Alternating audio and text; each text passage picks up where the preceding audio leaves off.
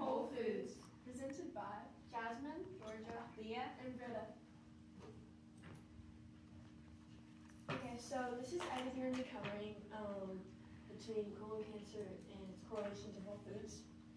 So what are we asking? Our research question is, does the consumption of Whole Foods contribute to the rate of colon cancer in Georgia versus Columbus, Georgia? Okay, so what is colon cancer? Colon cancer, which is also known as colorectal cancer, is a type of cancer that happens, of course, in the tissues of the colon, and it happens in the large part of the large intestine. The food and drinks you consume are actually a really big part of cancer prevention, and a nutritious, helpful diet can improve your gut health, which is a main contributor to overall colon health. What are some whole foods? So whole foods are unprocessed and natural foods that are free from artificial preservatives and additives.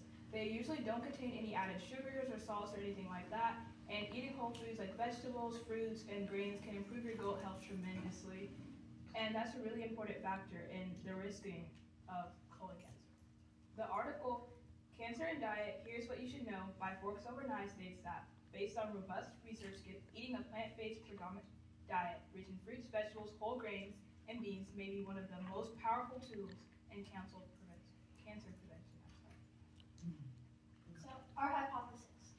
We think that the consumption of whole foods will give you a smaller chance of getting colon cancer because eating the whole foods will help bring nutrients to your health and your gut as a whole. Okay, so these are the statistics in Georgia. The average Georgia income for a singular person is around $38,000, which is a bit below the U.S. average. And then the average income per household is around $75,000, which is again a bit below the U.S. average. And then the colon cancer rate is 70.09 people per 100,000 individuals, and the United States average is 35.7. So it's a bit below. These are the stats for Columbus, which is a city in Georgia. The average Columbus income for a single person is $31K, which is a lot below Georgia and the U.S. And the average income per household is $57K, which is even more below the average. And the colon cancer is 22.4 incidents per 100K, which is a lot above Georgia, but below the U.S. average. Okay, so access and availability. So our question is, does low income impact access to whole foods? Yes. Low income significantly impacts access to whole foods. Low income families and individuals often have to search harder and pay more for healthier options. This causes them to rely on really cheap and less nutritious foods. Evidence from the U.S. Department of Health states lack of access to foods that support healthy dietary patterns may have a greater impact on members of racial, ethnic minority communities, residents of low-income homes, and those living in rural areas, especially older adults, due to the other social and environmental factors they tend to face. So why is this important? This is very important because it can help to save people's lives and reduce the amount of people who get colon cancer. Compare and contrast. So this just shows the difference in the incidence rates, which are the occurrence of colon cancer throughout Georgia and Georgia Columbus. So for Columbus, it has the out of 100,000 people, 22.3% of them have colon cancer, and 17.09 as of 2021 in all of Georgia. For the income rate in Columbus, Georgia, has average of 56K per household and 74K per household. The population of Columbus, Georgia is obviously way lower than all of Georgia. The population density for Columbus, Georgia is way higher than all of Georgia, which is important because they need more grocery stores if they have more people per square mile, but they don't. These are the Georgia charts that just show the comparison between the income and then the colon cancer rates throughout Georgia, which just brings a correlation to how people in higher income areas are less likely to get cancer because they have more money to apply for groceries.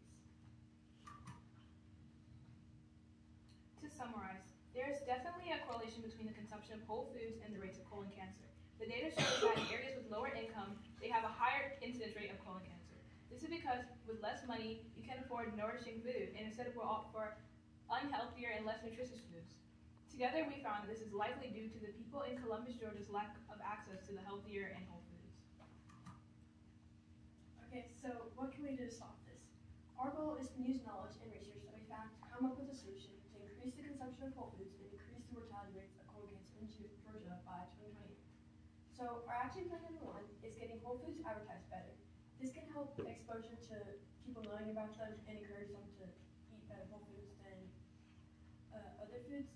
And who is the responsible person or organization? The Georgia Department of Public Health and FDA. The resources we need is a public lawyer and a graphic designer. The milestone/progress measure would be once we get better advertisement on whole foods and healthy foods. And then our deadline that we think this could take is about 2 years. So our evaluation outcome would be around June 2027. And this would probably need further action after to help even more whole food exposure, which brings up to action plan number 2. Action plan number 2 is to install grocery stores in Columbus, Georgia, and we would need the government or the DCA for funding and grocery stores that are willing to open stores that have whole foods. We would need funding and whole foods, and our milestone would get at least 3 new stores that sell whole foods in Columbus. This would probably take around a year, which means that after action plan number 1, it would be around June of 2028, but there would still be a need for further action.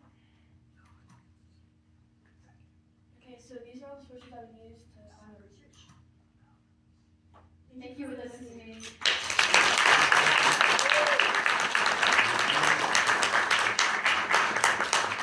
So, do y'all have any questions?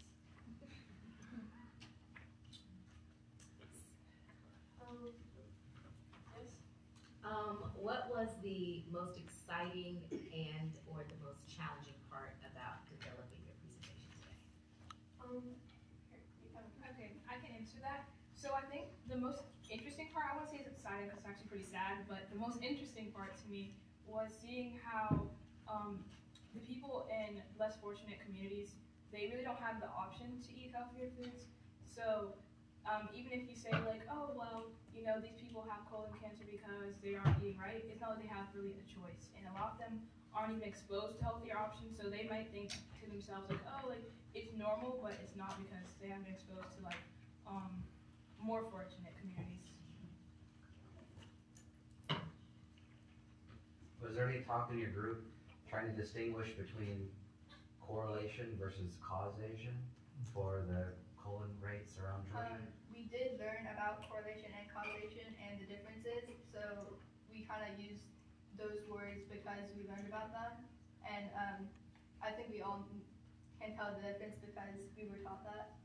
So in this case, to what extent do you think the disparities are, as it relates to whole foods, correlation to the higher incidence of cancer versus, is it a correlation or is it a causation? I think it's definitely a correlation because if you don't eat whole foods, you're not going to get colon cancer because of that, but it will give you a higher risk of getting colon cancer, but it's not like you're definitely going to get it. Any thought, partnering with Department of Agriculture to teach people how to garden?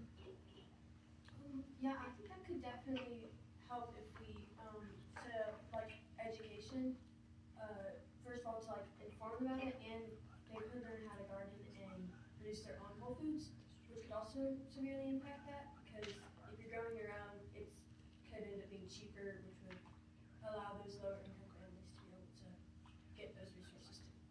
Congratulations.